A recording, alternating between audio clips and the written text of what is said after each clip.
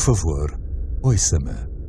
Você, tal como eu, é um Homo sapiens, um ser humano inteligente. A vida, um milagre no universo, apareceu há cerca de 4.000 milhões de anos. Nós, seres humanos, há apenas 200 mil anos. No entanto, conseguimos quebrar o equilíbrio que é tão essencial à vida na Terra. Ouça cuidadosamente esta história extraordinária que é a sua e decida o que fazer com ela.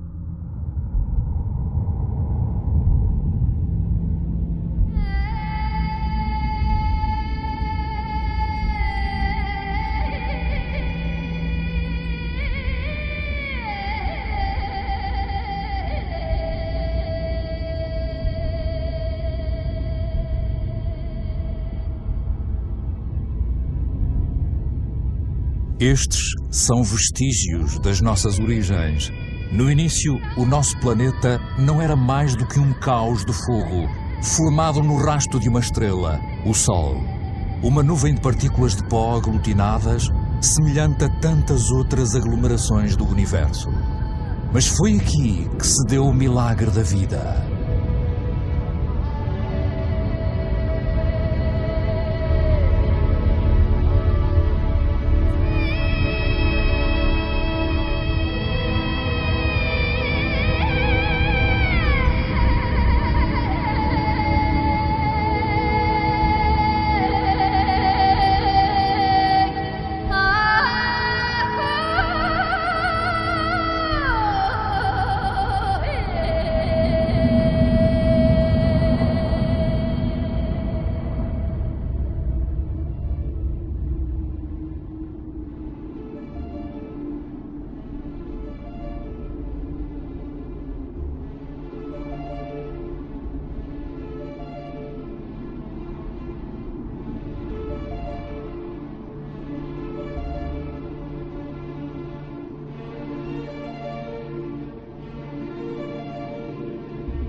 Atualmente, a vida, a nossa vida, é apenas um elo numa cadeia interminável de seres vivos que se sucederam na Terra ao longo de quase 4.000 milhões de anos. E mesmo hoje, novos vulcões continuam a esculpir as nossas paisagens.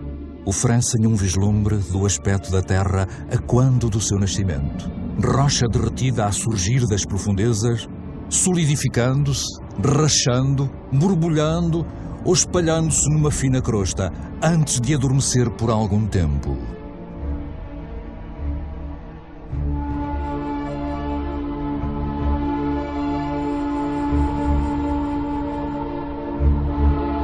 Estas espirais de fumo, que saem a rodopiar das entranhas da Terra, são um testemunho da sua atmosfera original. Uma atmosfera sem oxigênio. Uma atmosfera densa, carregada de vapor de água, cheia de dióxido de carbono. Uma fornalha.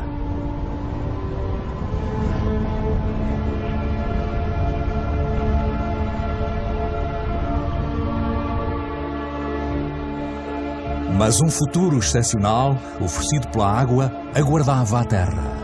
À distância ideal do Sol, nem muito longe, nem muito perto, a Terra conseguiu conservar a água na sua forma líquida. O vapor de água condensou e caiu torrencialmente sobre a Terra. E apareceram os rios.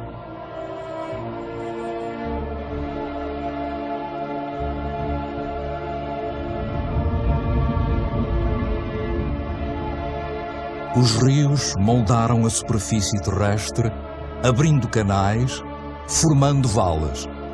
Correram em direção aos locais mais baixos do globo para formarem os oceanos. Arrastaram minerais das rochas e gradualmente a água doce dos oceanos foi ficando carregada de sal.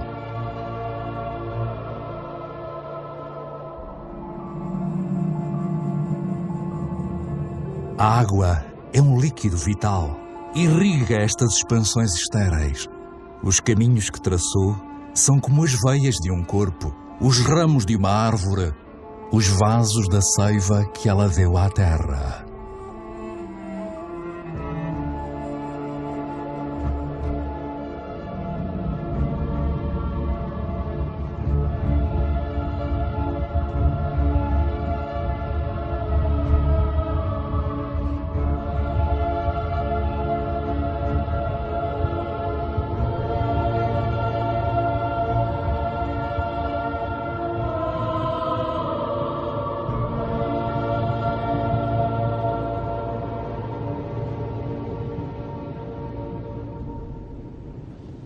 Quase 4 mil milhões de anos depois, algures na Terra, ainda podemos encontrar estas obras de arte deixadas pelas cinzas dos vulcões, misturadas com a água dos glaciares da Islândia.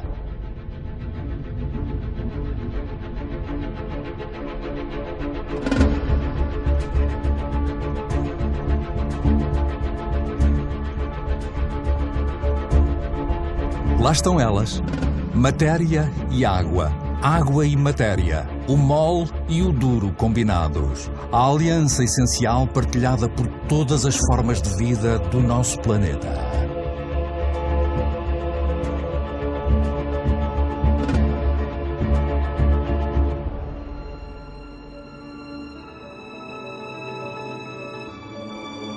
Os minerais e os metais são ainda mais antigos do que a Terra. São poeira estelar. São eles que fornecem as cores da Terra.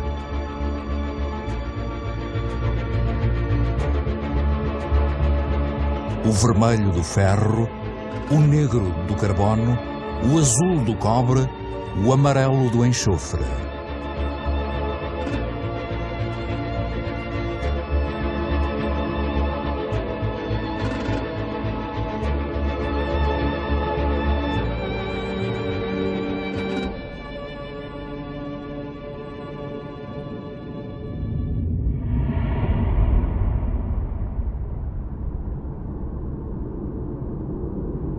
De onde vimos? Onde é que surgiu a primeira centelha de vida? O verdadeiro milagre do tempo é existirem ainda hoje formas de vida primitivas em nascentes térmicas do globo. São elas as responsáveis pela cor. Chamam-se Archaebacteria.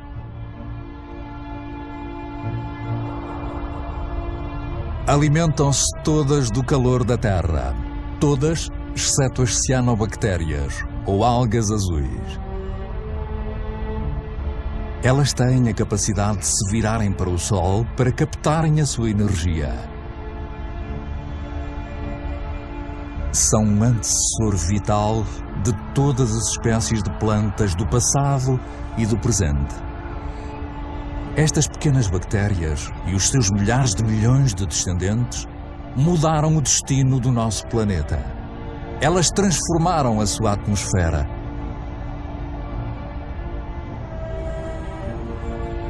O que aconteceu ao carbono que envenenou a atmosfera? Ainda cá está, preso na crosta terrestre. Não há local em que se possa ler melhor este capítulo da história da Terra do que as paredes do Grand Canyon, no Colorado. Elas revelam cerca de 2 mil milhões de anos de história da Terra. Há muito tempo, o Grand Canyon era um mar habitado por micro-organismos. Estes criaram conchas usando o carbono da atmosfera dissolvido no oceano. Quando morreram, as conchas afundaram-se e acumularam-se no fundo do mar. Estes estratos são o resultado desses bilhões e bilhões de conchas.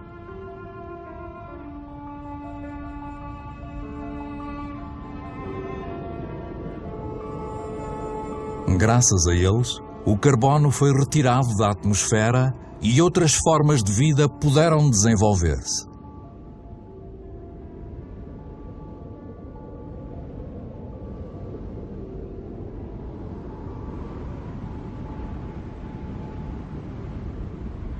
Foi a vida que alterou a atmosfera.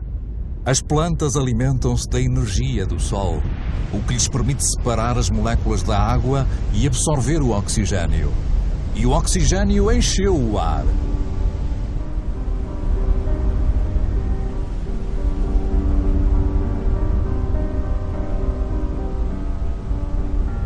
O ciclo da água na Terra é um processo de renovação constante. Quedas de água, vapor de água, nuvens, chuva, nascentes, rios, mares, oceanos, glaciares. O ciclo nunca se quebra. Existe sempre a mesma quantidade de água na Terra. Todas as espécies que se sucederam na Terra beberam a mesma água. A água é uma matéria espantosa, uma das mais instáveis. Toma a forma líquida, como água corrente, gasosa, como vapor, ou sólida, como gelo.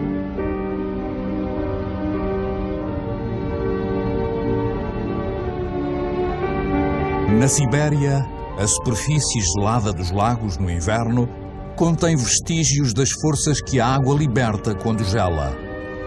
Mais leve do que a água, o gelo flutua em vez de se afundar. Forma um manto que protege do frio e sob o qual a vida pode continuar.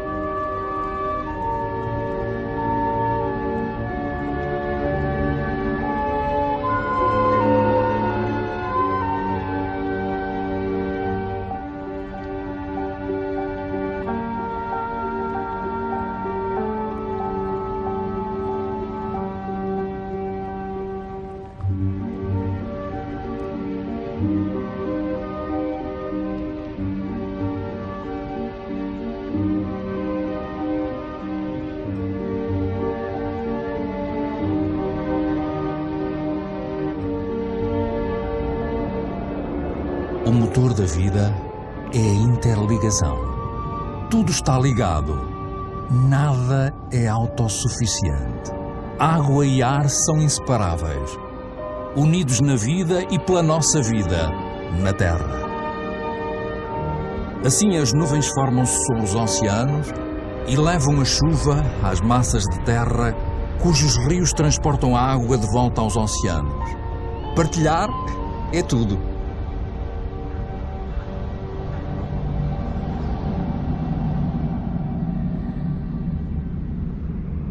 O verde que se expande a espreitar por entre as nuvens é a fonte do oxigênio no ar.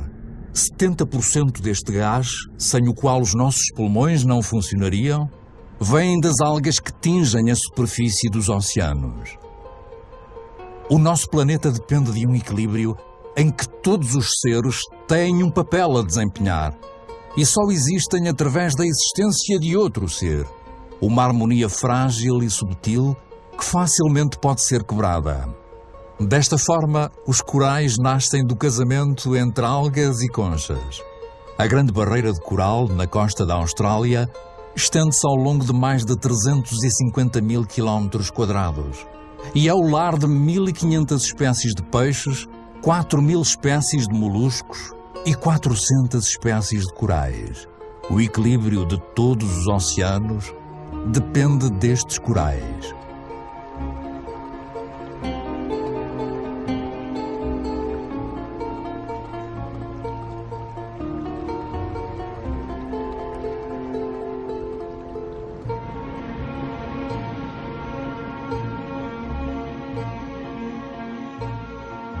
O tempo da Terra conta-se em milhares de milhões de anos.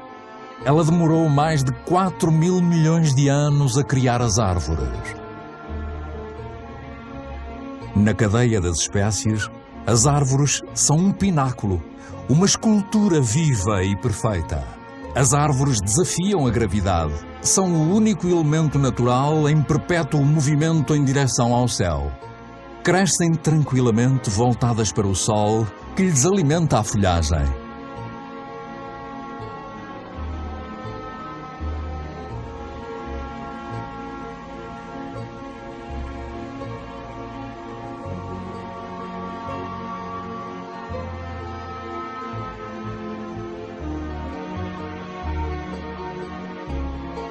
E herdaram das minúsculas cianobactérias a capacidade de captar a energia da luz.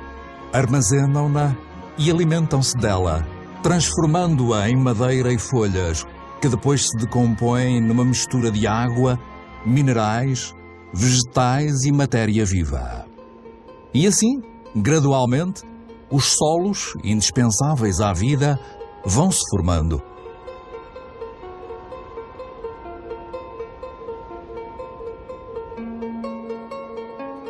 Os solos são a fábrica da biodiversidade. São um mundo de atividade incessante que os micro-organismos alimentam, escavam, arejam e transformam. Eles fabricam o humus, a camada fértil a que está ligada toda a vida em terra.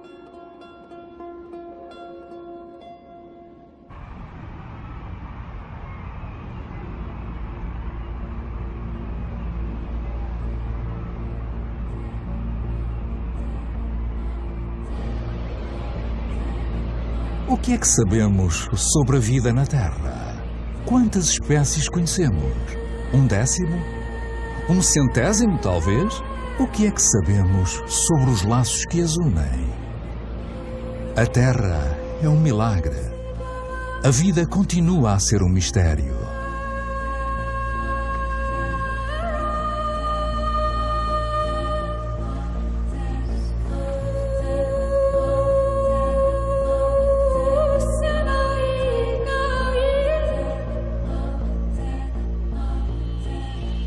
Formaram-se famílias de animais, unidas por hábitos e rituais que sobrevivem até à atualidade.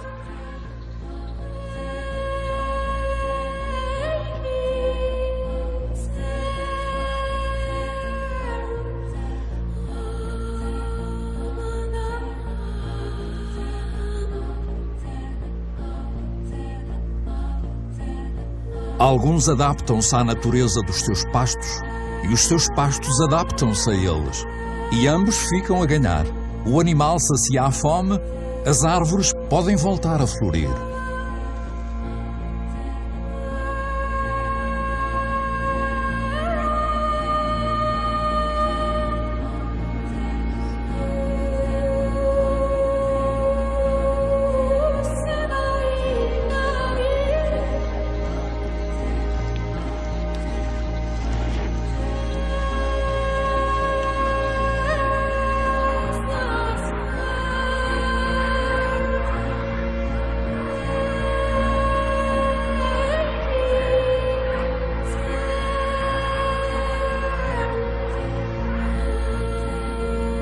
Na grande aventura da vida na Terra, todas as espécies têm um papel.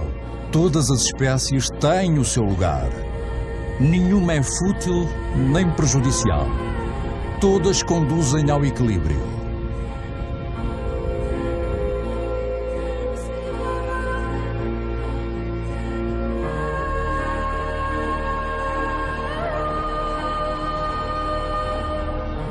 E é aí que você, Homo sapiens, humano inteligente, entra na história. Você beneficia de um fabuloso legado com 4.000 milhões de anos deixado pela Terra.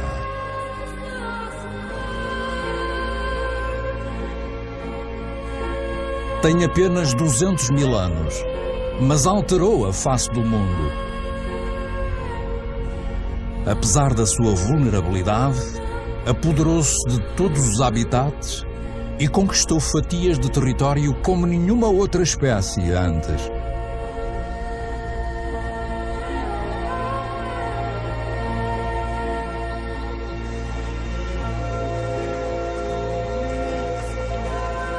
Depois de 180.000 anos como nómadas e graças a um clima mais ameno, os seres humanos instalaram-se. Deixaram de depender da caça para sobreviver. Decidiram viver em ambientes úmidos em que abundavam o peixe, a caça e as plantas. Existia uma combinação de terra, água e vida.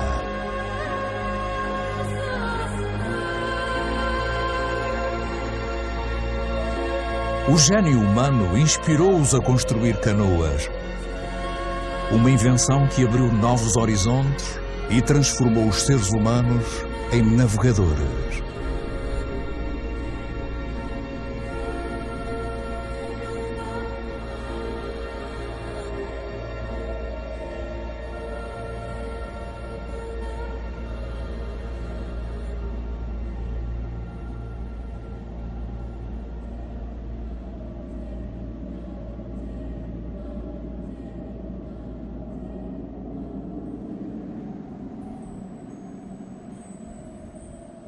Mesmo atualmente, a maior parte da humanidade vive nas linhas costeiras dos continentes ou nas margens de rios e lagos.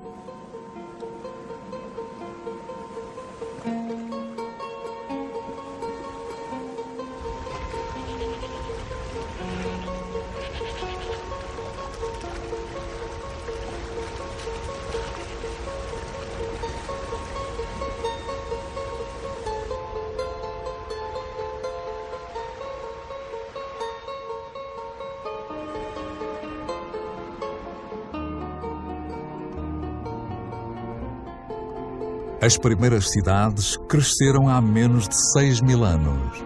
Foi um salto considerável na história humana. Por que cidades? Porque permitiram que os seres humanos se defendessem com mais facilidade. Estes tornaram-se seres sociais, reunindo-se, partilhando conhecimentos e utensílios, fundindo as suas semelhanças e diferenças. Tornaram-se, numa palavra, civilizados.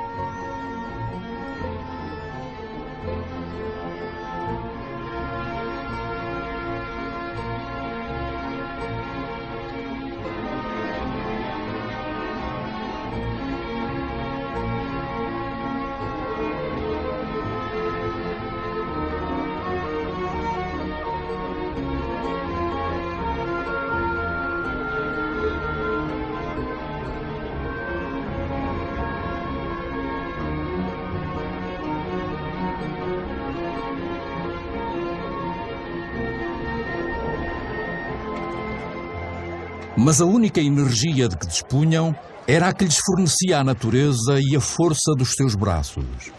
Foi essa a história da humanidade durante milhares de anos. Ainda o é, para uma em cada 4 pessoas. Mais de 1,5 mil milhões de seres humanos. Mais do que a população de todos os países ricos juntos.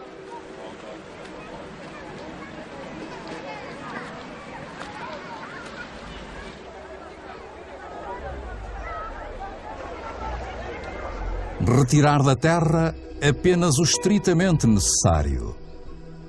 Durante muito tempo, a relação entre os humanos e o planeta foi equilibrada. Durante muito tempo, a economia parecia uma aliança natural e equitativa.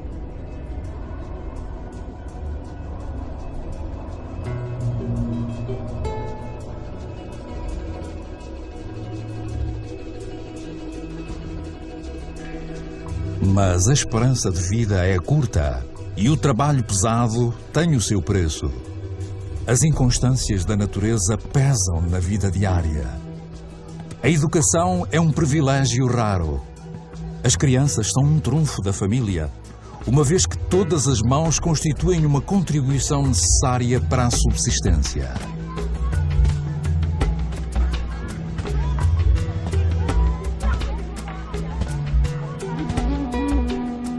A terra alimenta as pessoas, veste-as e fornece-lhes tudo aquilo de que necessitam diariamente. Tudo vem da terra.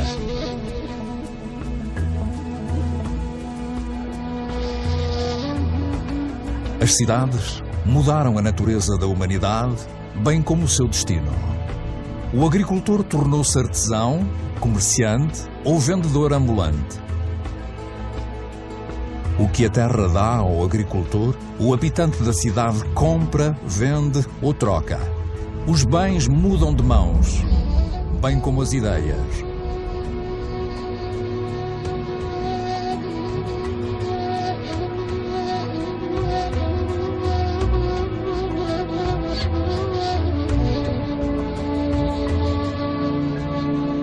A genialidade da humanidade é ter mantido sempre a noção da sua fraqueza. Os seres humanos tentaram alargar as fronteiras do seu território, mas conheciam os seus limites. A energia física e a força com que a natureza não os dotou encontraram-nas nos animais que domesticaram para os servirem.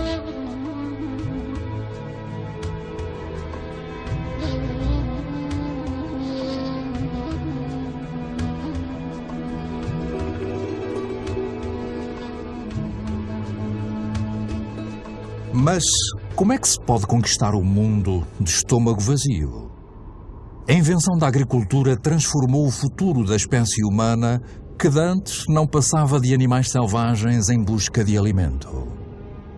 A agricultura deu uma reviravolta na sua história. Foi a primeira grande revolução. Desenvolvida há cerca de 8 a 10 mil anos, mudou a sua relação com a natureza.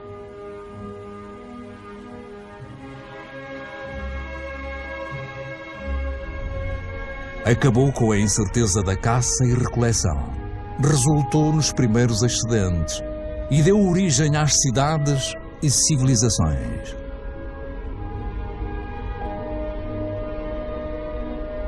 os humanos controlaram a energia de certas espécies de animais e plantas para fins agrícolas, acabando por extrair daí benefícios. A lembrança de milhares de anos a procurar comida desvaneceu-se.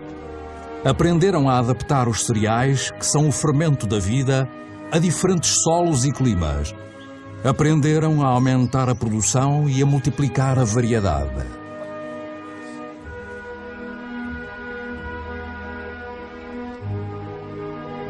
Como acontece com todas as espécies na Terra, a principal preocupação diária de todos os seres humanos é alimentarem-se, bem como a sua família. Quando o solo é menos generoso e a água escasseia, os humanos despendem esforços prodigiosos para deixar, nos quantos hectares áridos, a marca do seu trabalho.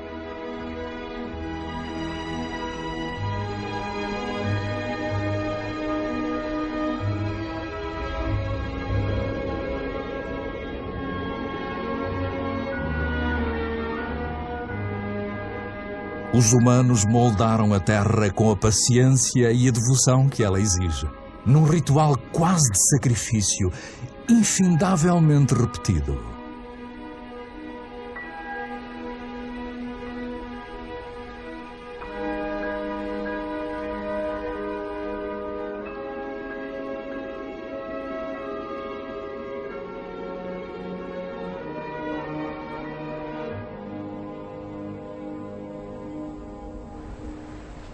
A agricultura continua a ser a ocupação mais espalhada do mundo. Metade dos seres humanos trabalha o solo. Mais de 3/4 fazem-no manualmente. A agricultura é uma tradição cujo trabalho duro passa de geração em geração, com suor e sacrifício, porque, para a humanidade, é uma questão de sobrevivência.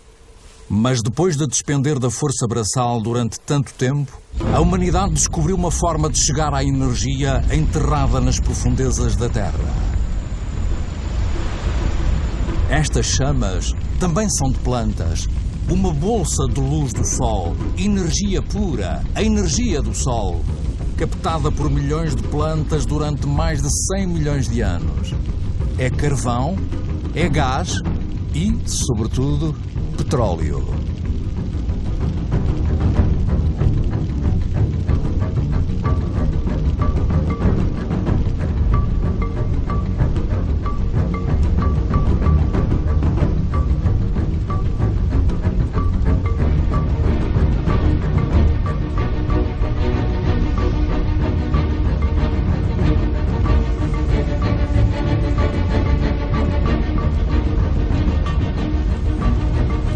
E esta bolsa de luz solar libertou os seres humanos do seu sacrifício na Terra.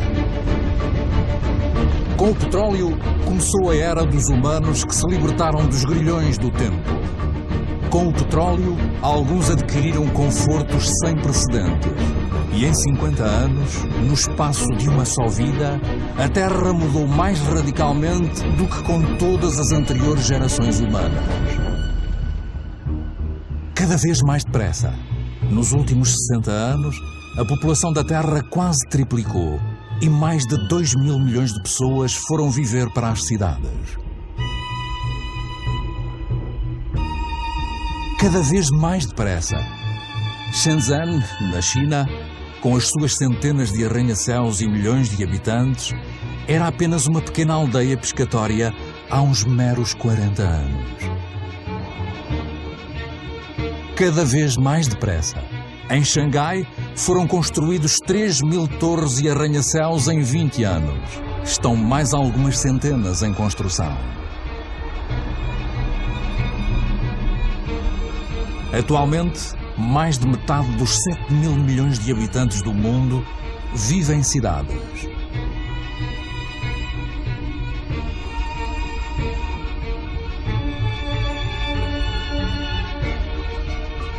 Nova Iorque, a primeira megalópole do mundo, é o símbolo da exploração da energia que a Terra fornece à genialidade humana.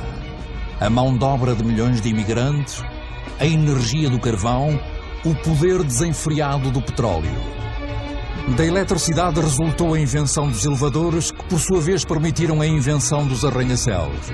Nova Iorque ocupa o lugar de 16ª maior economia do mundo.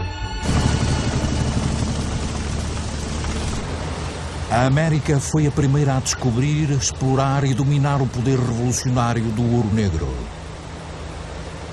Com a sua ajuda, um país de agricultores tornou-se um país de industriais agrícolas.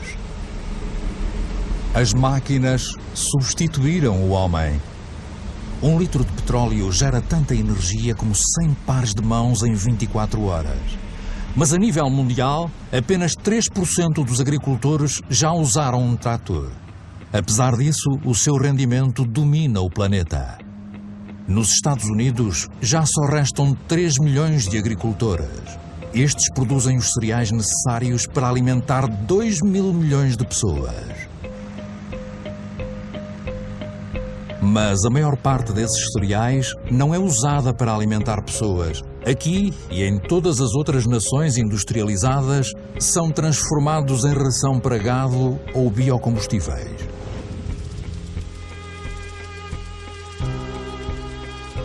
A energia da bolsa de luz solar afastou o espectro da seca que assombrava os terrenos agrícolas. Nenhuma nascente escapa às exigências da agricultura, que soma 70% da água consumida pela humanidade. Na natureza, tudo está ligado.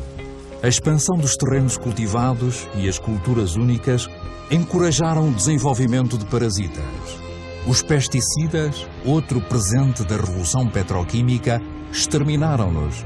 As más colheitas e a fome tornaram-se uma recordação distante. A maior dor de cabeça passou a ser o que fazer com os excedentes gerados pela agricultura moderna.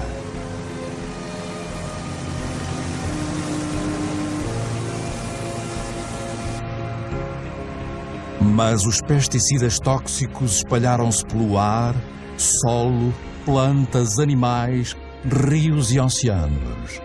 Penetraram no coração das células semelhantes à célula-mãe, que é partilhada por todas as formas de vida. Serão eles prejudiciais para os humanos que libertaram da fome? Estes agricultores, com os seus fatos protetores amarelos, fazem provavelmente uma ideia.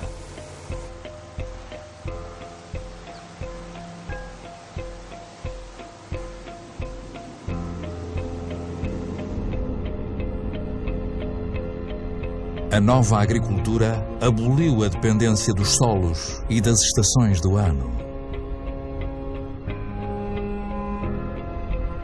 Os fertilizantes originaram resultados sem precedentes em pedaços de terra até então ignorados. As culturas adaptadas a solos e climas cederam lugar a variedades mais produtivas e de fácil transporte. E assim, no último século, 3/4 das variedades desenvolvidas pelos agricultores ao longo de milhares de anos desapareceram. Tão longe quanto a vista alcança, fertilizante por baixo, plástico por cima, as estufas de Almeria, em Espanha, são a horta da Europa. Uma cidade de vegetais de tamanho uniformizado aguarda diariamente as centenas de caminhões que os levarão para os supermercados do continente. Quanto mais um país se desenvolve, mais carne os seus habitantes consomem. Como é que a crescente procura global pode ser satisfeita sem recorrermos a uma pecuária que se assemelha a campos de concentração? Cada vez mais depressa, como o ciclo de vida do gado, que pode nunca chegar a ver um prado. Produzir carne mais depressa que o animal tornou-se uma rotina cotidiana.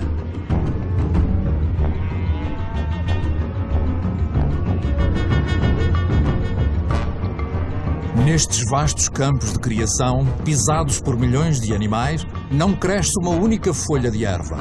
Uma frota de caminhões vindos de todos os cantos do país transporta toneladas de cereais, soja e grãos ricos em proteínas que se transformarão em toneladas de carne. O resultado é que são precisos 100 litros de água para produzir 1 quilo de batatas, 4.000 para cultivar 1 quilo de arroz e 13.000 para criar 1 quilo de carne de vaca. Já para não falar do petróleo usado no processo de produção e transporte.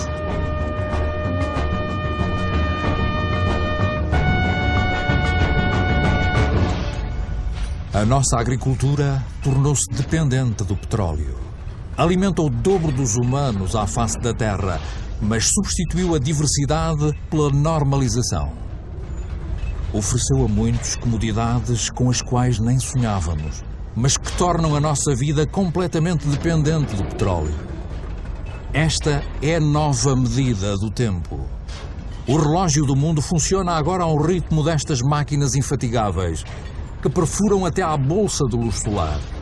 A sua regularidade tranquiliza-nos. O mais pequeno soluço lança a desordem. Todo o planeta está atento aos metrónomos das nossas esperanças e ilusões. As mesmas esperanças e ilusões que proliferam juntamente com as nossas necessidades, desejos cada vez mais insaciáveis e prodigalidade. Sabemos que o fim do petróleo barato está iminente, mas recusamo-nos a acreditar. Para muitos de nós, o sonho americano é personificado por um nome lendário: Los Angeles. Nesta cidade que se estende por 100 quilómetros, o número de carros é quase equivalente ao número de habitantes.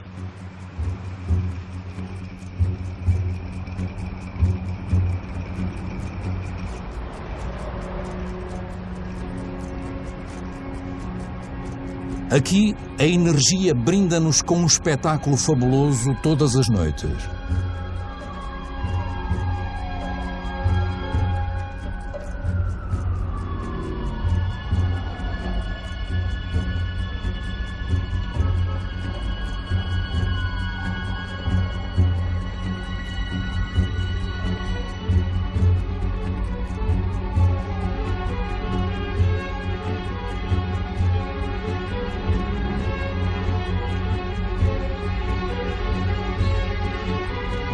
Os dias parecem não ser mais do que o pálido reflexo das noites que transformam a cidade num céu estrelado, cada vez mais depressa. As distâncias já não são medidas em quilómetros, mas sim em minutos. O automóvel dá forma a novas periferias, onde cada casa é um castelo, a uma distância segura dos centros urbanos asfixiantes e onde fileiras organizadas de casas se amontoam em redor de ruas sem saída. O modelo de alguns países sortudos tornou-se o sonho universal preconizado por televisões espalhadas pelo mundo inteiro. Até aqui, em Pequim, esse sonho foi clonado, copiado e reproduzido nestas casas formatadas que fizeram com que os pagodes desaparecessem do mapa.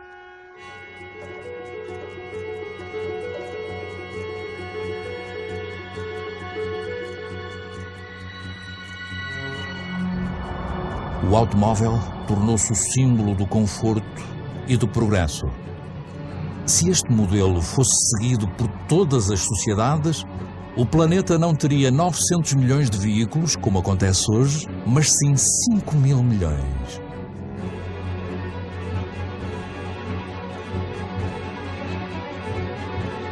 Cada vez mais depressa.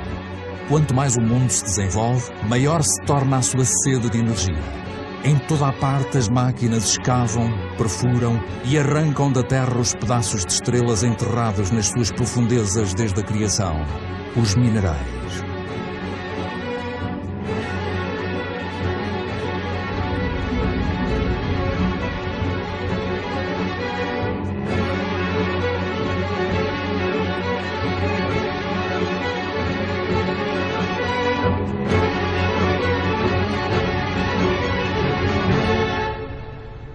Nos próximos 20 anos, será extraído mais minério da Terra do que em toda a história da humanidade.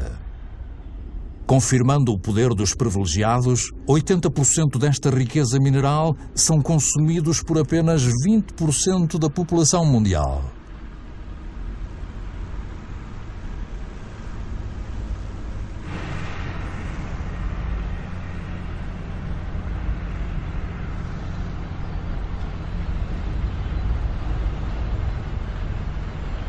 Antes do final deste século, a extração excessiva de minério terá esgotado quase todas as reservas do planeta.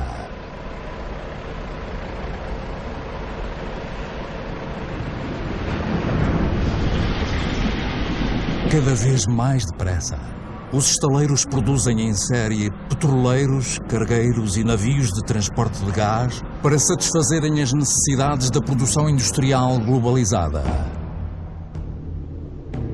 A maior parte dos bens de consumo viaja milhares de quilómetros desde o país produtor até ao país consumidor. Desde 1950, o volume do comércio internacional aumentou 20 vezes.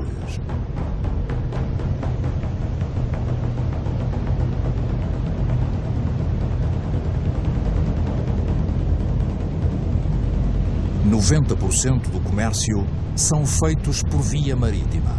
São transportados 500 milhões de contentores todos os anos com destino aos maiores centros de consumo do mundo, como o Dubai.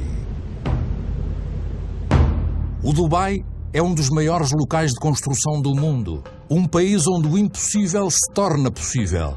Construir ilhas artificiais no mar, por exemplo.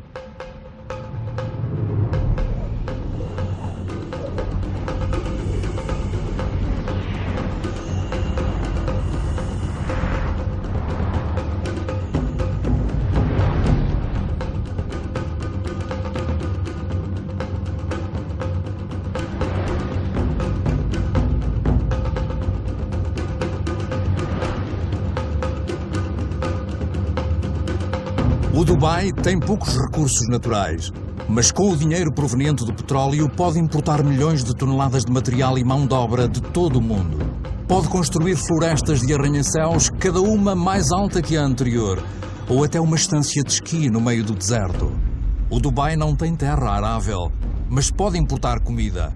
O Dubai não tem água, mas pode desperdiçar uma quantidade imensa de energia para dessalinizar a água salgada e construir os arranha-céus mais altos do mundo. O Dubai tem quantidades intermináveis de luz solar, mas não tem painéis solares.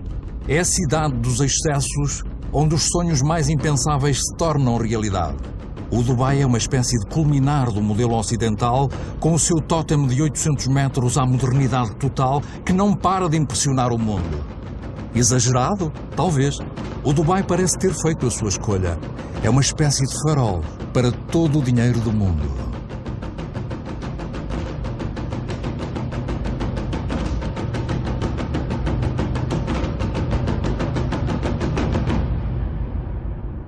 Nada parece mais distante da natureza do que o Dubai, apesar de nada depender mais da natureza do que o Dubai. A cidade apenas segue o modelo dos países ricos. Ainda não percebemos que estamos a esgotar o que a natureza nos oferece.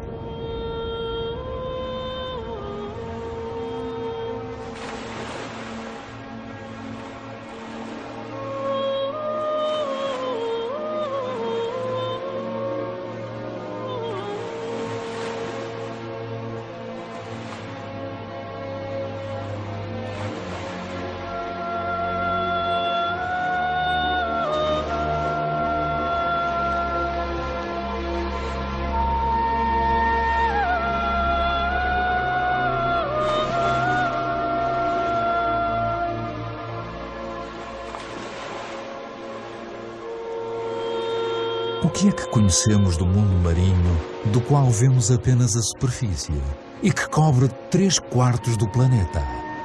As profundezas do oceano permanecem um segredo, contêm milhares de espécies, cuja existência continua a ser um mistério para nós.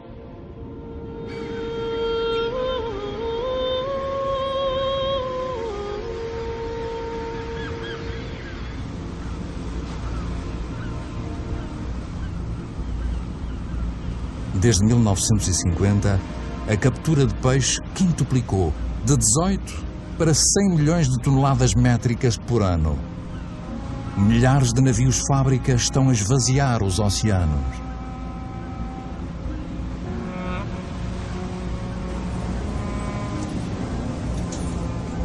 Três quartos das zonas de pesca estão esgotados, reduzidos, ou então em vias disso.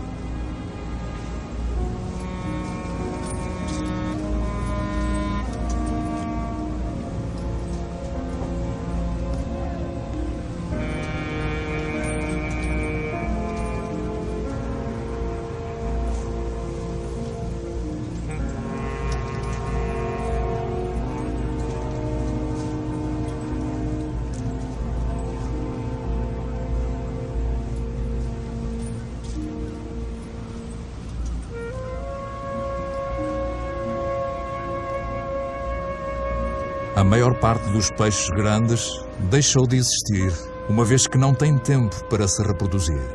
Estamos a destruir o ciclo da vida que nos foi oferecida.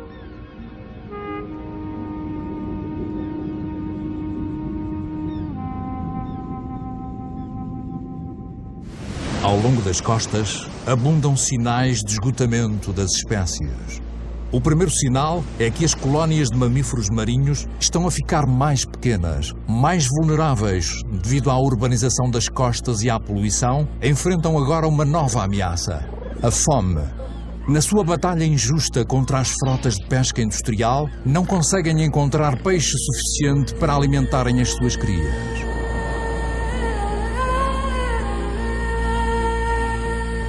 O segundo sinal é que as aves marinhas têm de vencer distâncias cada vez maiores para encontrarem comida. A continuarmos ao ritmo atual, todas as reservas de peixe poderão vir a esgotar-se.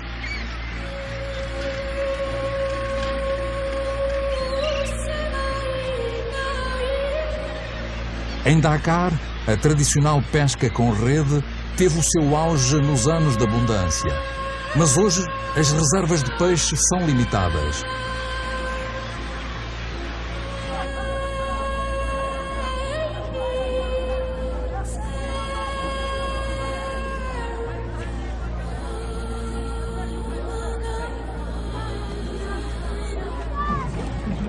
O peixe é a dieta principal de 1 em cada 5 seres humanos.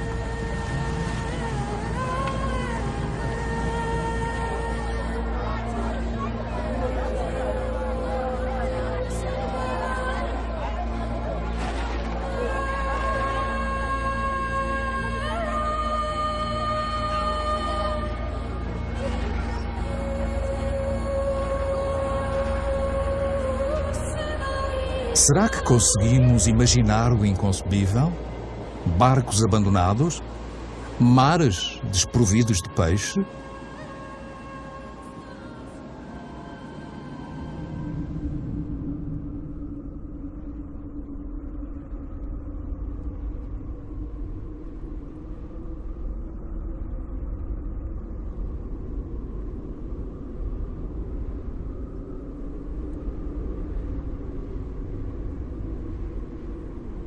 Esquecemos-nos que os recursos são escassos.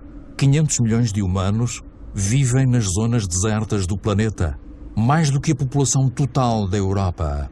Eles sabem qual o valor da água, sabem como usá-la de forma moderada. Aqui dependem de poços reabastecidos com água fóssil que se acumulou debaixo da terra nos tempos em que chovia nestes desertos há 25 mil anos.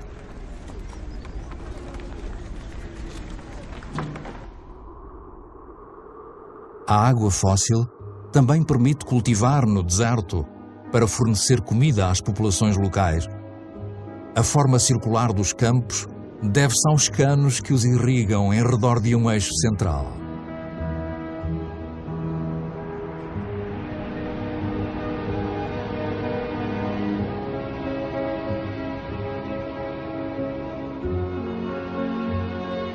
Mas há um preço elevado a pagar. A água fóssil é um recurso não renovável.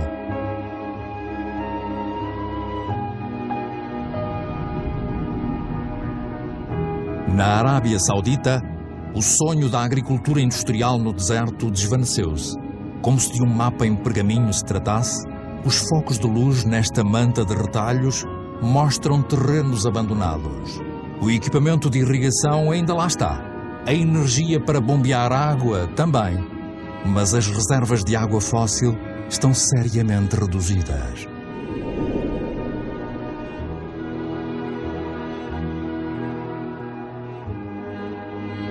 Israel transformou o deserto em terra arável. Embora estas estufas sejam atualmente irrigadas gota a gota, o consumo de água continua a aumentar, juntamente com as exportações.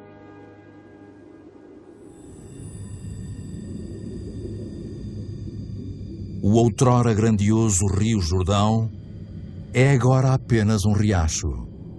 A água voou para os supermercados de todo o mundo em caixotes de fruta e legumes.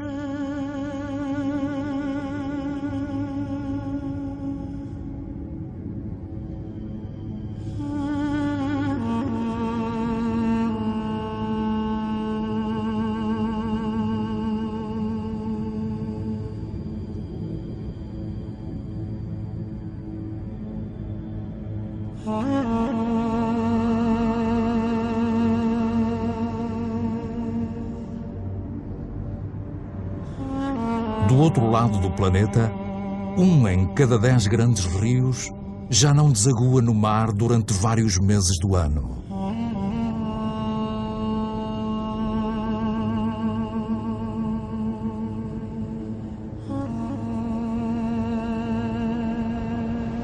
O Mar Morto deve o seu nome à sua salinidade incrivelmente elevada, que torna impossível qualquer forma de vida. Privado da água do Jordão, o seu nível desce mais de 1 metro por ano. A salinidade está a aumentar. A evaporação provocada pelo calor produz estas delicadas ilhas de sal, ou evaporitos, bonitas, mas estéreis.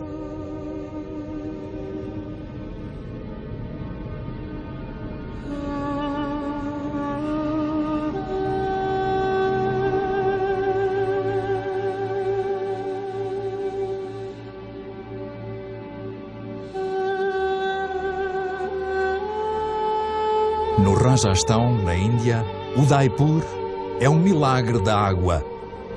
A cidade tornou-se possível devido a um sistema de diques e canais que criaram um lago artificial. A água seria tão preciosa para os seus arquitetos ao ponto de lhe dedicarem um palácio?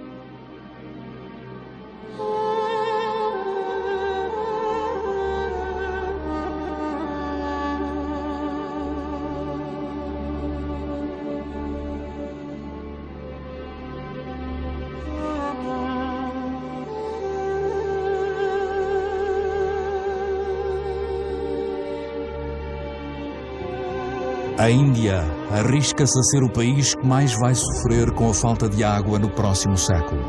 A irrigação em massa tem alimentado a população crescente e nos últimos 50 anos foram escavados 21 milhões de poços. No entanto, a vitória contra a fome tem uma desvantagem. Em muitas partes do país, as perfuradoras têm de ir cada vez mais fundo para encontrarem água. Na Índia Ocidental foram abandonados 30% dos poços. Os aquíferos subterrâneos estão a secar.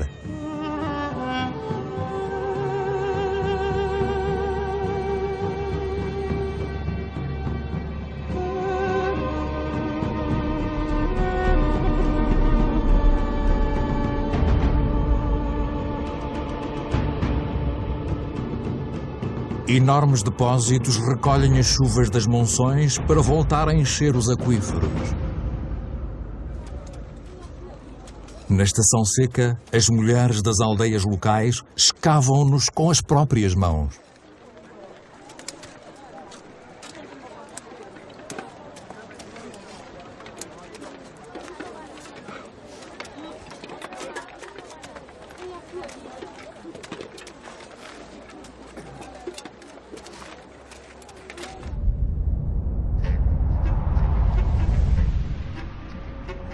A milhares de quilómetros de distância, são consumidos entre 800 a 1000 litros de água por pessoa todos os dias. Las Vegas foi construída no deserto. Vivem aqui milhões de pessoas e todos os meses chegam mais milhares. Os habitantes de Las Vegas estão entre os maiores consumidores de água do mundo.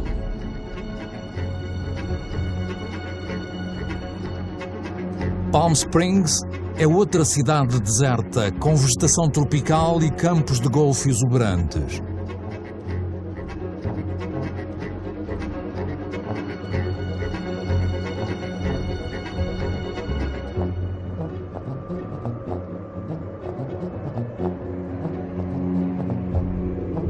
Por quanto tempo é que esta miragem poderá continuar a prosperar?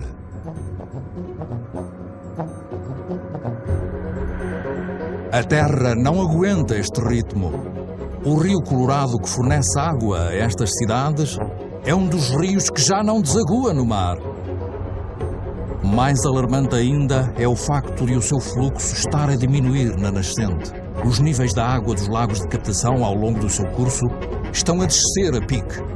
O Lago Powell demorou 17 anos a atingir um caudal elevado. O seu nível está agora à metade disso.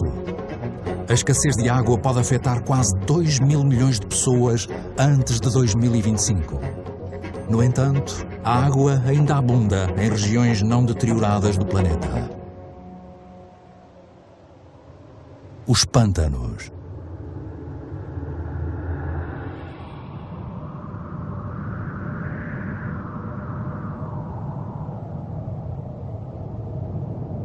Estes pântanos são cruciais para toda a vida na Terra. Representam 6% do planeta. Os charcos são esponjas que regulam o fluxo da água. Absorvem-na na estação das chuvas e libertam-na na estação seca.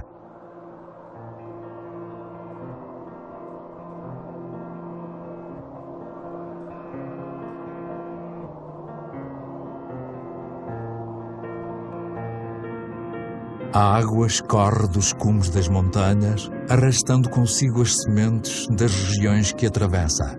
Este processo dá origem a paisagens ímpares, onde a diversidade de espécies é única pela sua riqueza. Por baixo das águas tranquilas, reside uma autêntica fábrica onde a abundância e a diversidade, intimamente ligadas, filtram pacientemente a água e digerem toda a poluição. Os charcos são ambientes indispensáveis para a regeneração e purificação da água.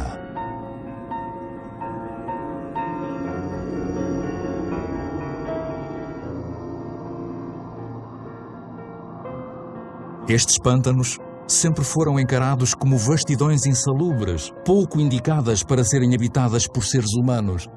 Na nossa corrida para conquistar mais terra, reclamámo-los como pasto para o nosso gado, ou como terra para a agricultura ou construção.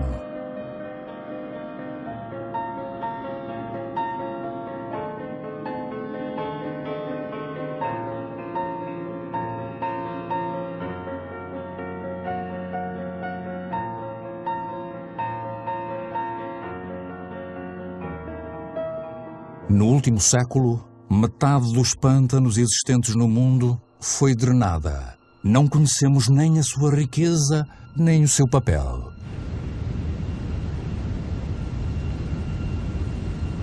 Toda a matéria viva está ligada.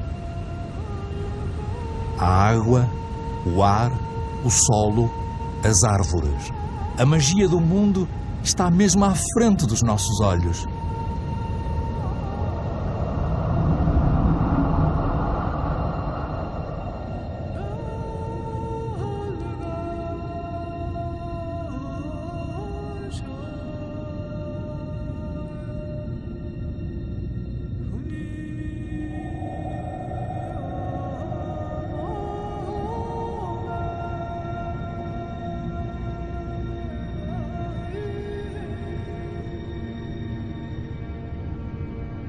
As árvores exalam água subterrânea numa neblina leve para a atmosfera. Formam uma abóbada que minimiza o impacto das chuvas fortes e protege o solo da erosão.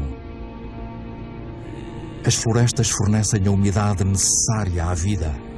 São a mãe e o pai da chuva. As florestas armazenam carbono que contêm em mais abundância do que toda a atmosfera da Terra. São a pedra angular do equilíbrio climático, do qual todos dependemos.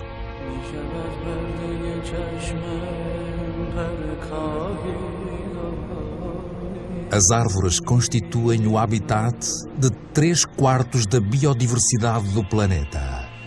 Isto é, de toda a vida na Terra.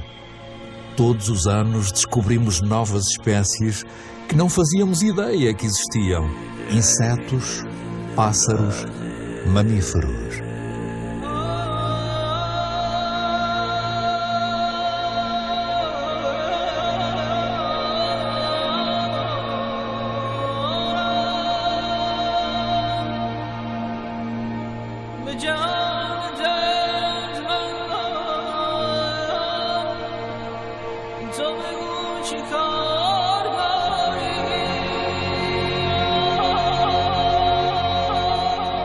Estas florestas contêm o remédio que nos cura. As substâncias segregadas por estas plantas podem ser reconhecidas pelo nosso organismo.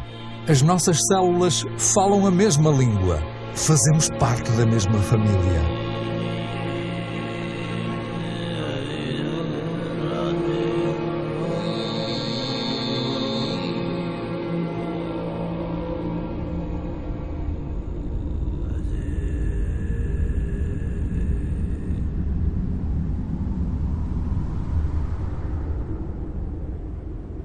Os mangues são florestas que se estendem mar adentro, tal como os recifes de corais são um viveiro dos oceanos. As suas raízes entrelaçam-se e fornecem abrigo aos peixes e moluscos que aqui vêm procriar. Os mangues protegem as costas dos furacões, dos tsunamis e da erosão do mar. Povos inteiros dependem deles. Apesar disso, foram reduzidos a metade durante o século XX. Uma das razões da catástrofe em curso é a existência destes viveiros de camarão instalados nas águas ricas dos mangues. Os ventiladores arejam tanques cheios de antibióticos que evitam a asfixia dos camarões, mas não a dos mangues. Desde os anos 60 que o ritmo da desflorestação tem vindo a aumentar. Todos os anos, 13 milhões de hectares de floresta tropical, uma área equivalente ao Illinois, desaparecem, transformados em fumo ou em madeira.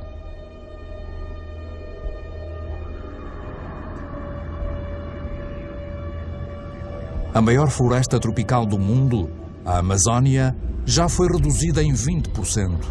A floresta dá lugar a ranchos de gado ou ao cultivo de soja. 95% dessa soja são usados para alimentar o gado e aves domésticas da Europa e da Ásia.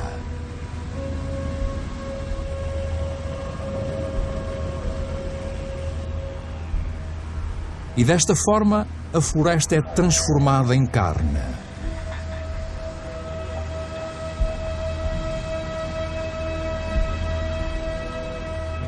Quando queimadas, as florestas e os seus solos libertam quantidades imensas de carbono, o que constitui 20% dos gases com efeito de estufa libertados em todo o planeta.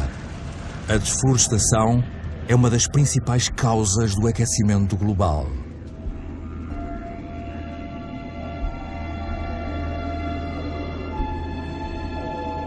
Milhares de espécies desaparecem para sempre. E com elas, quebra-se um dos elos da longa cadeia da evolução.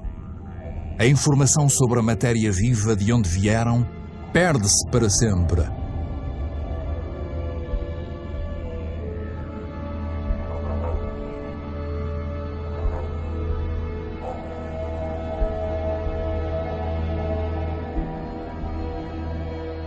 Há apenas 20 anos, o Bornéu, a quarta maior ilha do mundo, estava coberta por uma vasta floresta primitiva. Ao ritmo atual da desflorestação, esta terá desaparecido completamente em apenas 10 anos. A matéria viva estabelece a interligação entre a água, o ar, a terra e o sol. No Bornéu, esta ligação foi interrompida naquela que era uma das maiores reservas de biodiversidade do mundo.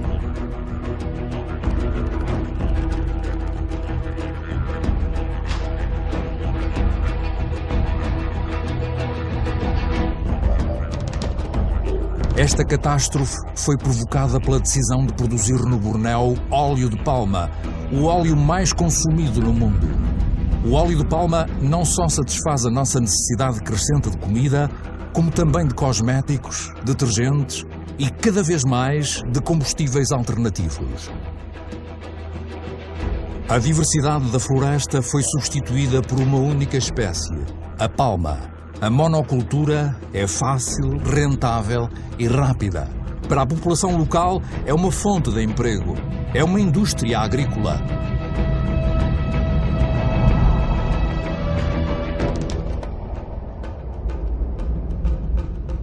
Outro exemplo de desflorestação em massa é o eucalipto. O eucalipto é utilizado para fazer pasta de papel.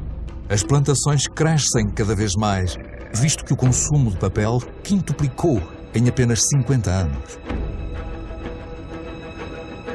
A monocultura de árvores está a ganhar terreno em todo o mundo. Mas uma monocultura não é uma floresta. Como a própria definição indica, tem muito pouca diversidade. Uma floresta não substitui outra floresta. Na base destes eucaliptos não cresce nada, porque as suas folhas formam uma camada que é tóxica para a maioria das plantas. Crescem rapidamente, mas esgotam as reservas de água.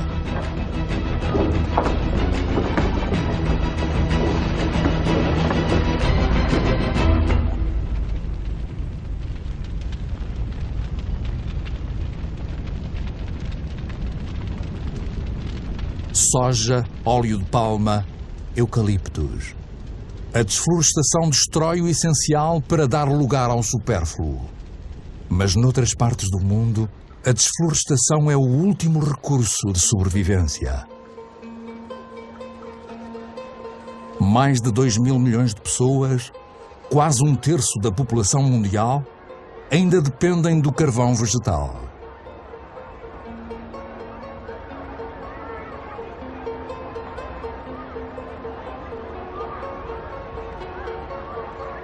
No Haiti, um dos países mais pobres do mundo, o carvão vegetal é um dos principais bens de consumo da população. Outrora a pérola das Caraíbas, o Haiti já não consegue alimentar a sua população sem ajuda do estrangeiro.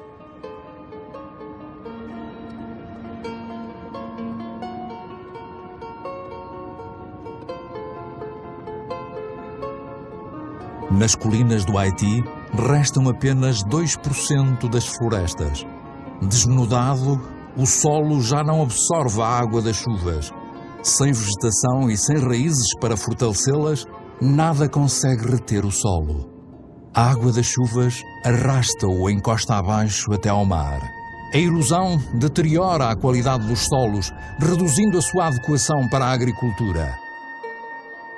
Em algumas partes de Madagascar, a erosão é espetacular. Encostas inteiras ostentam golpes profundos com centenas de metros de largura.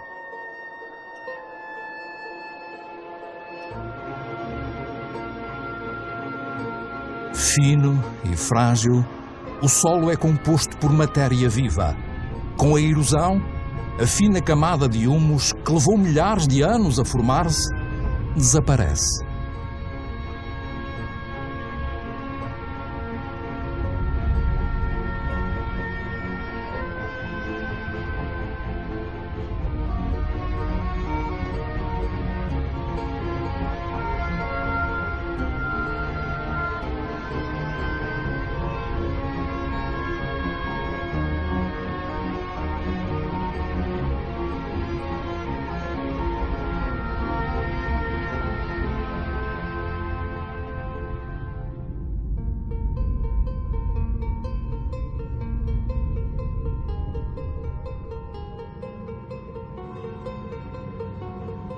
Esta teoria da história dos Rapa Nui, os habitantes da Ilha da Páscoa, talvez nos dê que pensar.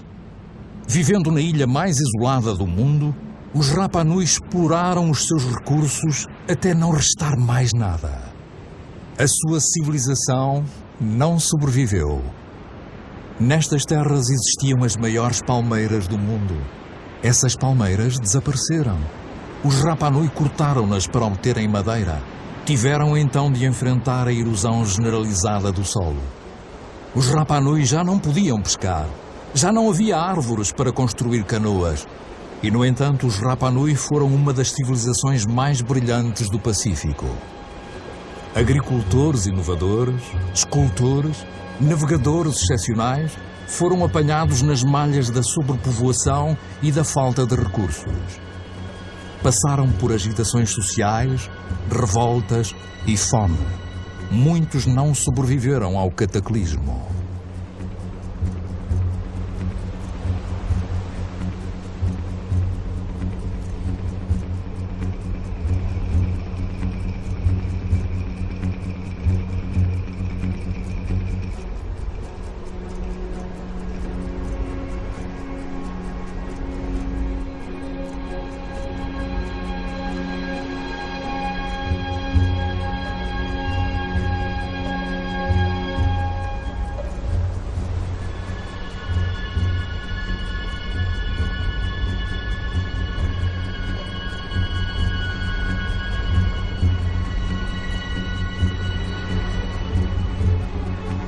O verdadeiro mistério da Ilha da Páscoa não é a forma como estas estranhas estátuas vieram aqui parar. Agora já sabemos. É a razão pela qual os Rapa Nui não reagiram a tempo. É apenas uma de várias teorias, mas tem particular relevância para nós nos dias que correm. Desde os anos 50 que a população mundial quase triplicou. E desde 1950 alterámos mais a nossa ilha, a Terra, do que nos 200 mil anos da nossa história. A Nigéria é o maior exportador de petróleo de África. Contudo, 70% da sua população vivem abaixo do limiar da pobreza. A riqueza está lá, mas os habitantes do país não têm acesso a ela.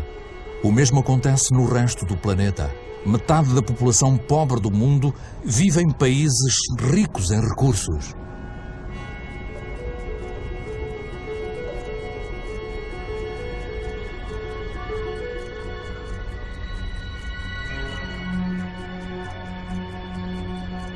O nosso modelo de desenvolvimento não cumpriu as suas promessas. Em 50 anos, o fosso entre ricos e pobres intensificou-se mais do que nunca. Atualmente, metade da riqueza mundial encontra-se nas mãos dos 2% mais ricos da população. Será que tamanhas disparidades podem continuar? São elas a causa de migrações populacionais de cuja escala ainda não nos apercebemos verdadeiramente. A cidade de Lagos tinha 700 mil habitantes em 1960. Esse número terá aumentado para 16 milhões em 2025. Lagos é uma das megalópodes com uma das maiores taxas de crescimento do mundo. Os recém-chegados são maioritariamente camponeses que foram obrigados a abandonar as suas terras por razões económicas ou demográficas ou devido à diminuição dos recursos. Este é um tipo de crescimento urbano radicalmente novo, motivado pela necessidade de sobreviver e não de prosperar. Todas as semanas, mais de 1 milhão de pessoas é somado às populações das cidades mundiais.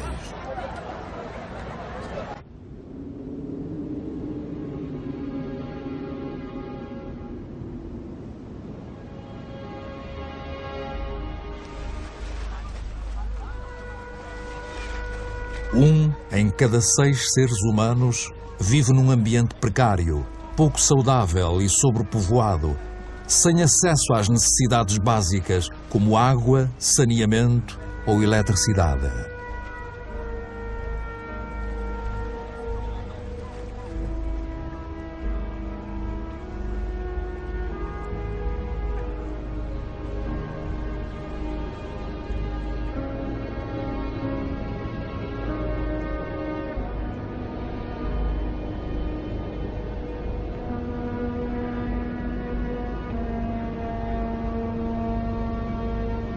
A fome alastra de novo, afeta quase 1.000 milhões de pessoas.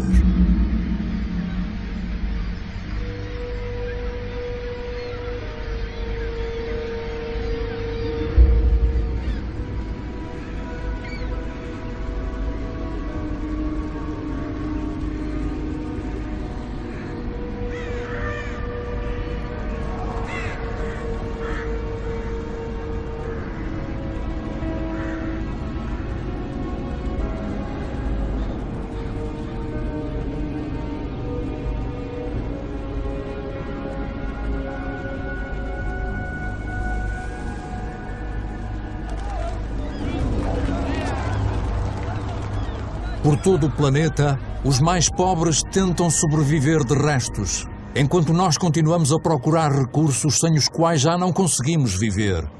Procuramos cada vez mais longe, em regiões e territórios nunca antes tocados, que são cada vez mais difíceis de explorar.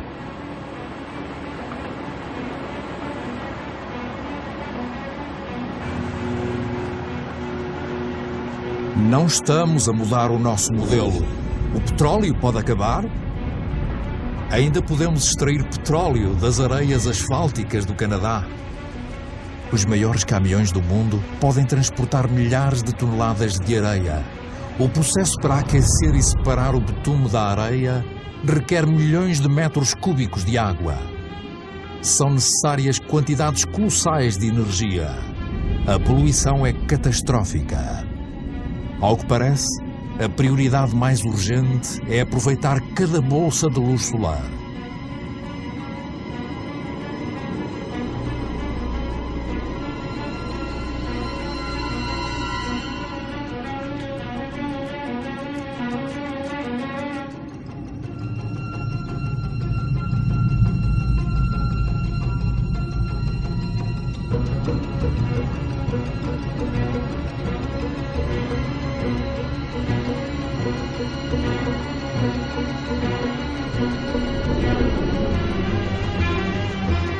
Os nossos petroleiros estão a ficar cada vez maiores. As nossas necessidades energéticas estão constantemente a aumentar. Tentamos alimentar o crescimento como se fosse um depósito sem fundo que precisa de cada vez mais combustível.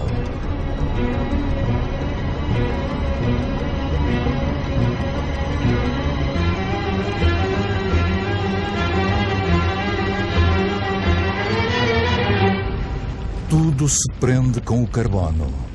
Daqui a algumas décadas, o carbono que fez com que a nossa atmosfera se tornasse uma fornalha e que a natureza absorveu ao longo de milhões de anos, permitindo o desenvolvimento da vida, terá sido libertado em grande medida. A atmosfera está a aquecer. Há alguns anos, seria inconcebível encontrar aqui um barco. Os transportes, a indústria, a desflorestação, a agricultura. As nossas atividades libertam quantidades enormes de dióxido de carbono. Sem nos apercebermos, molécula a molécula, perturbamos o equilíbrio climático da Terra. Todos os olhos estão postos nos polos, onde os efeitos do aquecimento global são mais visíveis. Está a acontecer depressa, muito depressa. A passagem noroeste que liga a América, a Europa e a Ásia através do polo está a abrir-se. A calota de gelo do Ártico está a derreter. Com o efeito do aquecimento global, a calota de gelo perdeu 40% da sua espessura em 40 anos. A sua área de superfície diminui todos os anos no verão. Pode desaparecer antes de 2030. Algumas previsões avançam até 2015. Em breve, estas águas estarão sem gelo durante vários meses por ano, no verão.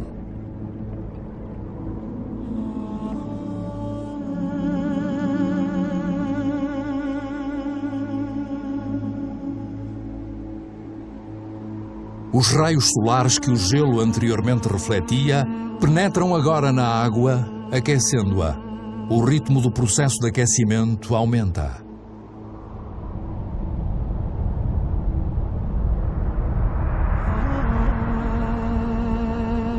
Este gelo contém os arquivos do nosso planeta. A concentração de dióxido de carbono não era tão alta há várias centenas de milhares de anos. A humanidade nunca tinha vivido numa atmosfera como esta.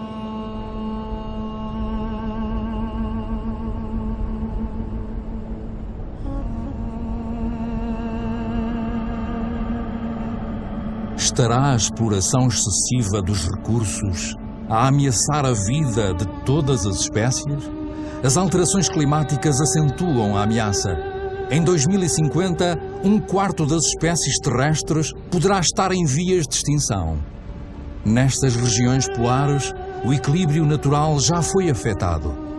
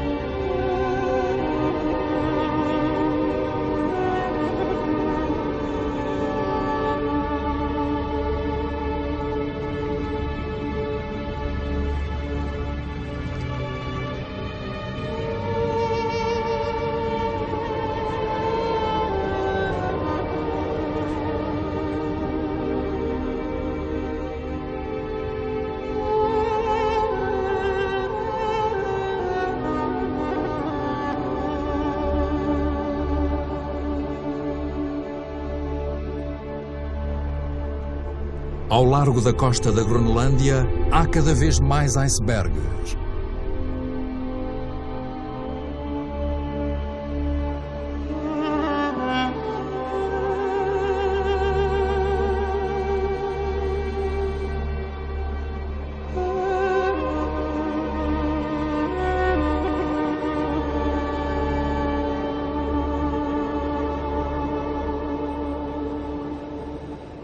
Em redor do Polo Norte, a calota polar perdeu 30% da sua área de superfície em 30 anos. Mas à medida que a Groenlândia se torna mais quente, a água doce de um continente inteiro é escoada para a água salgada dos oceanos. O gelo da Groenlândia contém 20% da água doce de todo o planeta. Se derreter, os níveis da água do mar vão aumentar em cerca de 7 metros.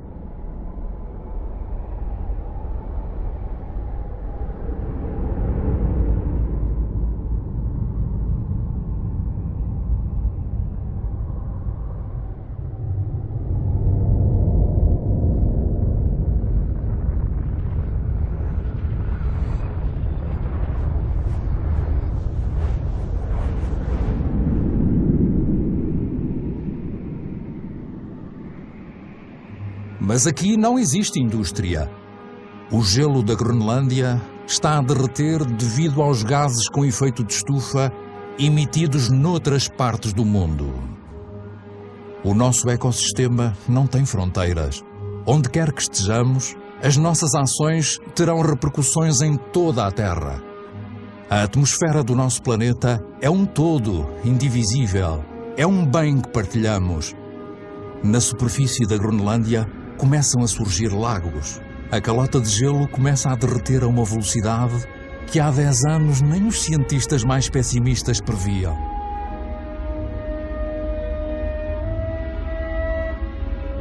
É cada vez maior o número desses rios alimentados por glaciares que começam a juntar-se e a infiltrar-se através da superfície. Pensava-se que a água congelaria nas profundezas do gelo, mas não. Ela flui por baixo do gelo, empurrando-o para o mar, onde acaba por se fragmentar em icebergs.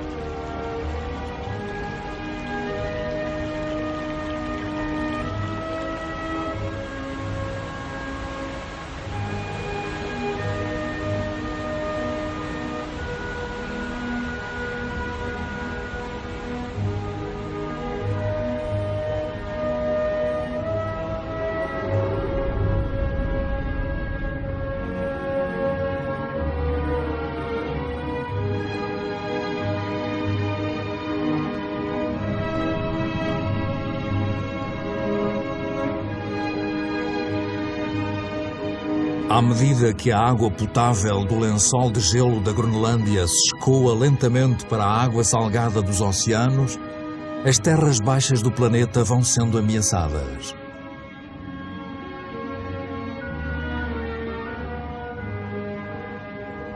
O nível do mar está a subir.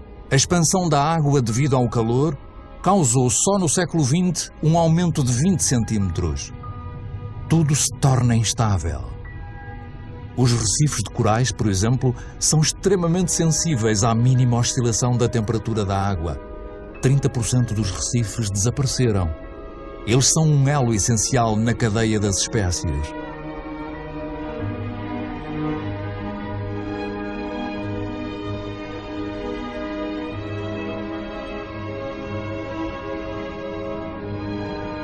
Na atmosfera, as grandes correntes de ar estão a mudar de direção. Os ciclos de chuva sofrem alterações. A geografia do clima é modificada. Os habitantes das ilhas de baixa altitude, como aqui nas Maldivas, por exemplo, estão na linha da frente. Estão cada vez mais preocupados. Alguns começam já a procurar novos territórios, menos inóspitos. Se o nível dos mares continuar a aumentar cada vez mais depressa, o que será de grandes cidades como Tóquio, a cidade mais populosa do mundo? Todos os anos, as previsões dos cientistas tornam-se cada vez mais alarmantes. 70% da população mundial vivem em planícies costeiras. 11 das 15 maiores cidades ficam situadas numa costa ou em estuários fluviais. À medida que o mar sobe, o sal invade os lençóis freáticos, privando os habitantes da água potável.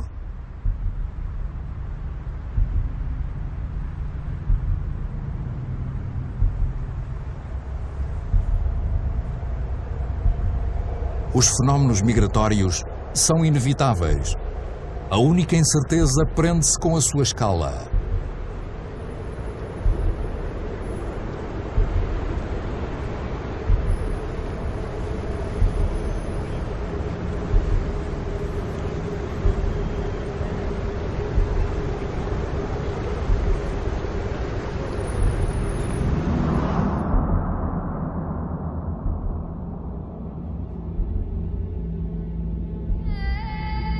Em África, o Monte Kilimanjaro está irreconhecível. 80% dos seus glaciares desapareceram. No verão, os rios já não têm água. As populações locais são afetadas pela falta de água. Até mesmo nas montanhas mais altas do mundo, no coração dos Himalaias, a neve e glaciares permanentes começam a diminuir. Ainda assim, esses glaciares têm um papel essencial no ciclo da água. Retêm a água das monções, formando gelo e libertando-a no verão, quando a neve derrete.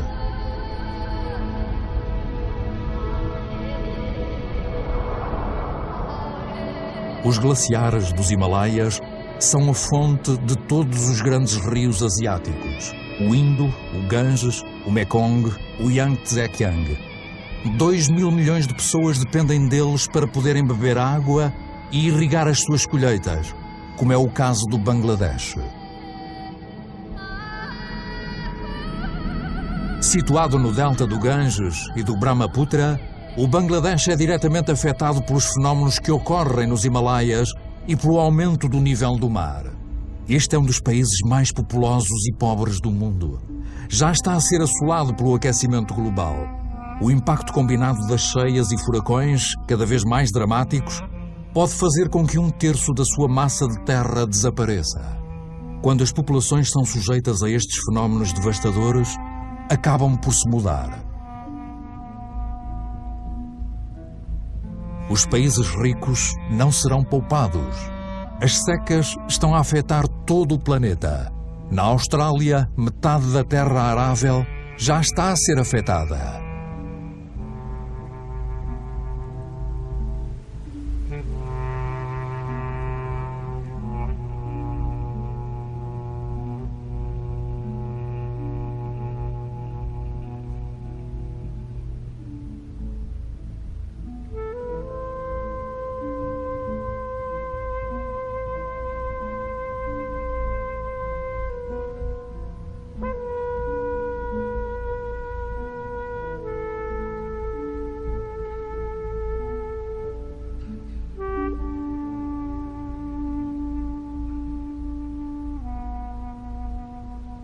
Estamos a colocar em risco o equilíbrio climático que permitiu o nosso desenvolvimento ao longo de mais de 12 mil anos.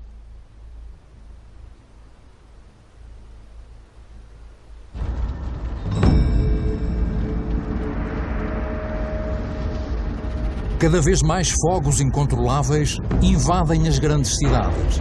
Como consequência, agravam o aquecimento global.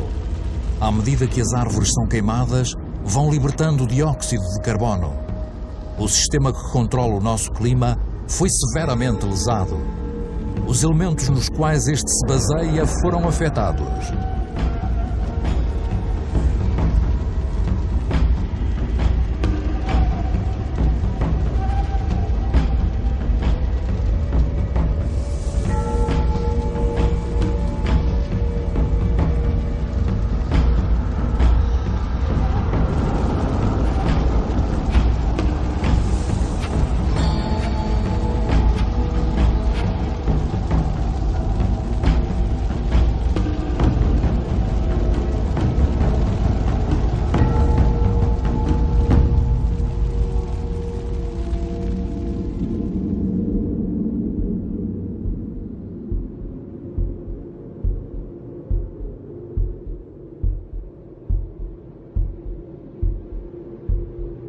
O relógio das alterações climáticas continua a consumir estas paisagens magnificentes.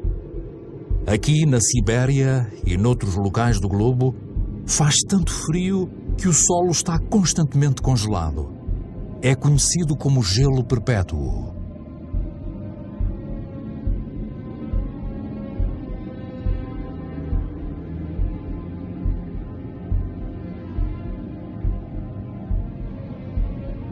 Por baixo da superfície reside uma bomba relógio climática. O metano, um gás com efeito de estufa 20 vezes mais poderoso do que o dióxido de carbono. Se o gelo perpétuo derreter, o metano libertado poderá fazer com que o efeito de estufa se torne incontrolável, com consequências que ninguém pode prever. Estaríamos literalmente a pisar território desconhecido.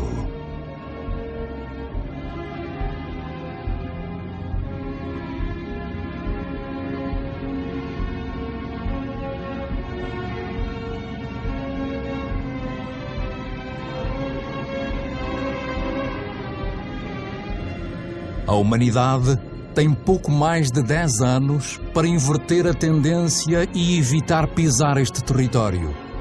A vida na Terra como nunca a imaginamos.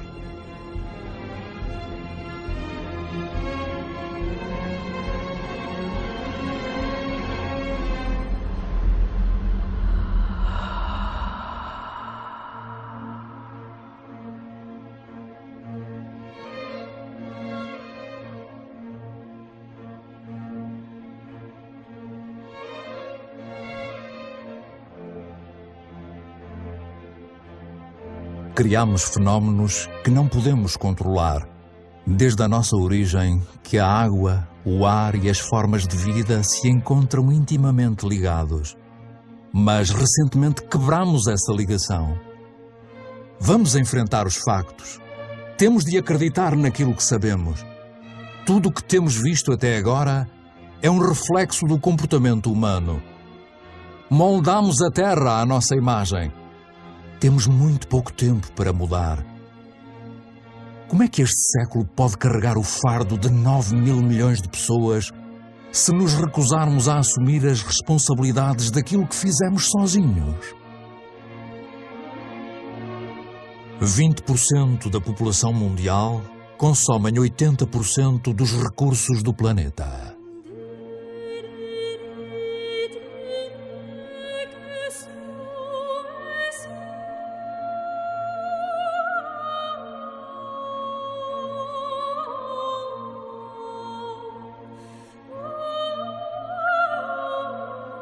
O mundo gasta 12 vezes mais em armas do que a ajudar os países em desenvolvimento.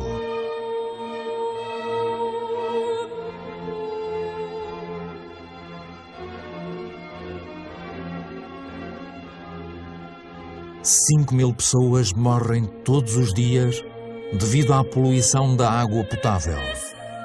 1.000 milhões de pessoas não têm acesso à água potável.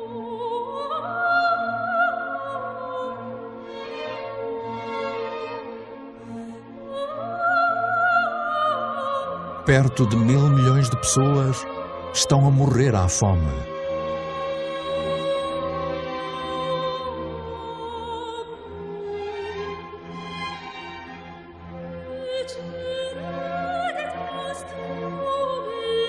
Mais de 50% dos cereais comercializados em todo o mundo são usados para alimentar animais ou para produzir biocombustíveis.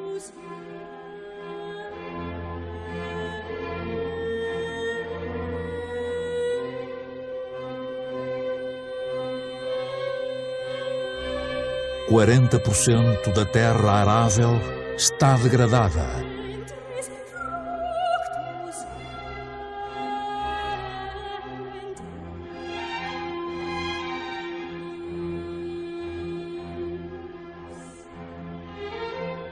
Todos os anos, 13 milhões de hectares de floresta desaparecem.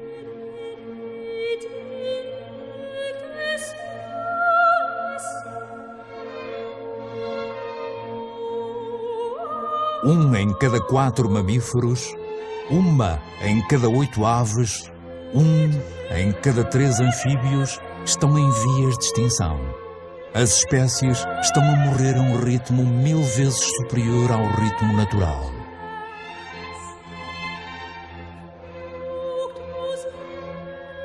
Três quartos das zonas de pesca estão esgotados, reduzidos ou correm esse risco.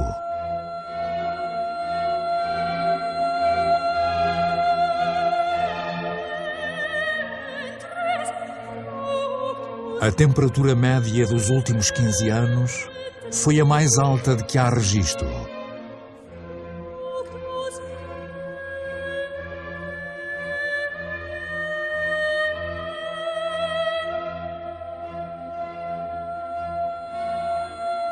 A calota de gelo perdeu 40% da sua espessura em 40 anos.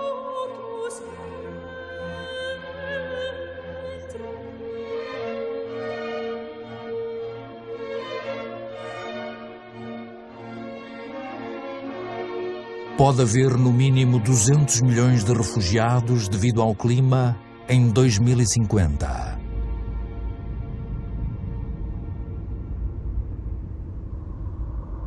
O preço das nossas ações é elevado. Outros pagam o preço sem terem um envolvimento ativo. Eu já vi campos de refugiados do tamanho de cidades, estendendo-se pelo deserto. Quantos homens, mulheres e crianças serão deixados pelo caminho amanhã?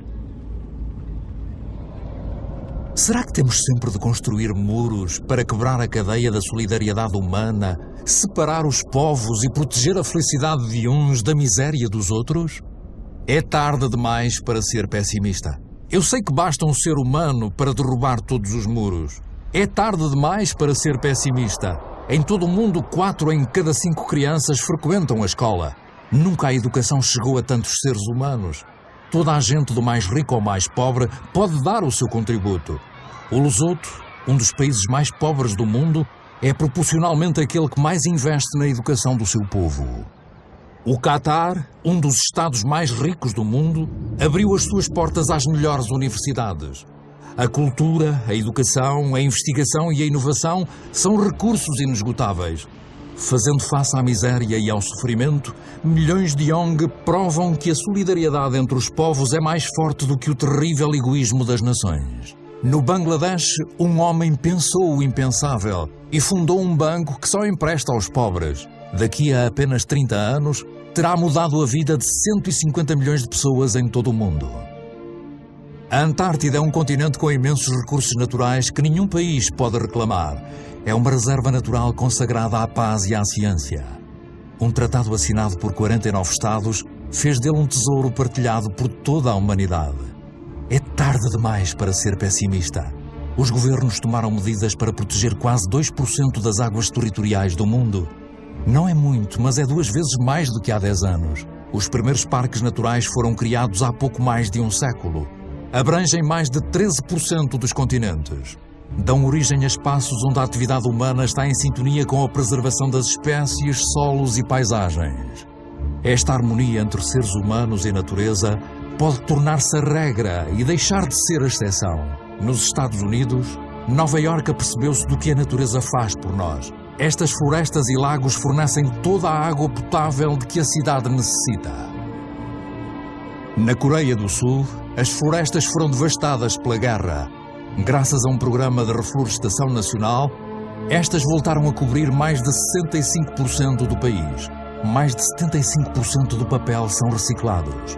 A Costa Rica teve de escolher entre a despesa com o exército e a conservação do seu território. Já não tem exército. Prefere dedicar-se à educação, ao ecoturismo e à proteção da sua floresta primitiva. O Gabão é um dos maiores produtores de madeira do mundo. Aplica o método do abate seletivo de árvores, não mais do que uma por cada hectare.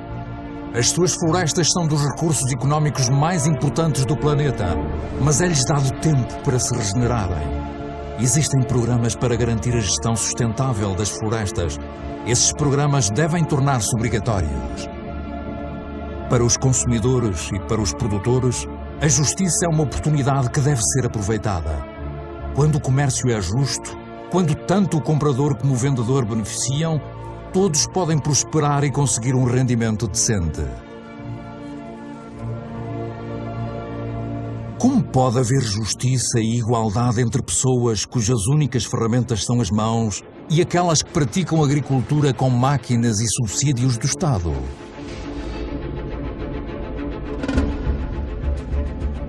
Sejamos responsáveis, consumidores. Temos de pensar naquilo que compramos. É tarde demais para ser pessimista. Eu vi a agricultura à escala humana. Pode alimentar o planeta inteiro se a produção de carne não tirar a comida da boca das pessoas. Já conheci pescadores que cuidam daquilo que pescam e que protegem as riquezas dos oceanos. Já vi casas que produzem a sua própria energia. Há 5.000 pessoas a viver no primeiro bairro amigo do ambiente em Friburgo, na Alemanha. Há outras cidades que fazem parte do mesmo projeto. Mumbai é a 1000ª cidade a juntar-se a ele. Os governos da Nova Zelândia, Islândia, Áustria, Suécia e outros países fizeram do desenvolvimento de fontes de energia renovável a prioridade máxima. Eu sei que 80% da energia que consumimos vem de fontes de energia fósseis. Todas as semanas, só na China, são construídas 2 novas centrais elétricas alimentadas a carvão. Mas também já vi na Dinamarca um protótipo de central alimentada a carvão que liberta o carbono para o solo, em vez de o fazer para o ar. Será uma solução para o futuro? Ainda ninguém sabe. Já vi na Islândia uma central elétrica alimentada pelo calor da terra, a energia geotérmica. Já vi uma cobra do mar a flutuar na arrebentação para absorver a energia das ondas e produzir eletricidade. Já vi parques eólicos ao largo da costa da Dinamarca que produzem 20% da eletricidade do país. Os Estados Unidos, a China, a Índia, a Alemanha e a Espanha são os maiores investidores em energias renováveis. Já criaram mais de 2,5 milhões de empregos. Em que parte da Terra é que não existe vento? Já vi extensões de deserto a torrar ao sol. Tudo na Terra está interligado. E a Terra está ligada ao Sol, a sua fonte de energia original. Será que os seres humanos não conseguem imitar as plantas e captar a sua energia? Numa hora, o Sol fornece à Terra a mesma quantidade de energia que é consumida por toda a humanidade num ano. Enquanto a Terra existir, a energia solar será inesgotável. Tudo o que temos de fazer é parar de furar a Terra e começar a olhar para o céu. Tudo o que temos de fazer é aprender a cultivar o Sol. Todas estas experiências são apenas exemplos, mas são testemunhos de uma nova consciência. São os indicadores de uma nova aventura humana baseada na moderação, na inteligência e na partilha.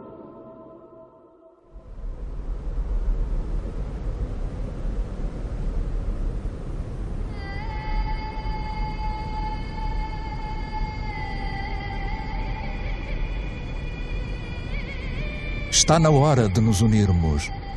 O importante agora não é aquilo que se foi, mas sim aquilo que resta. Ainda temos metade das florestas do planeta, milhares de rios, lagos e glaciares, e milhares de espécies que prosperam. Nós sabemos que atualmente existem soluções. Todos temos o poder para mudar. Do que estamos à espera?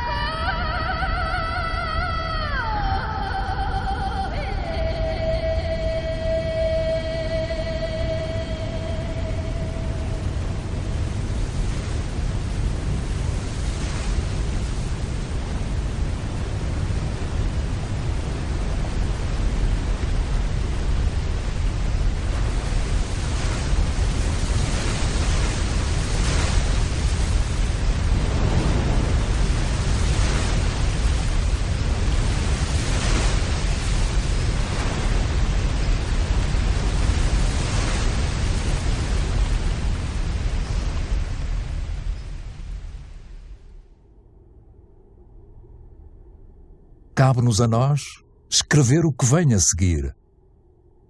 Juntos.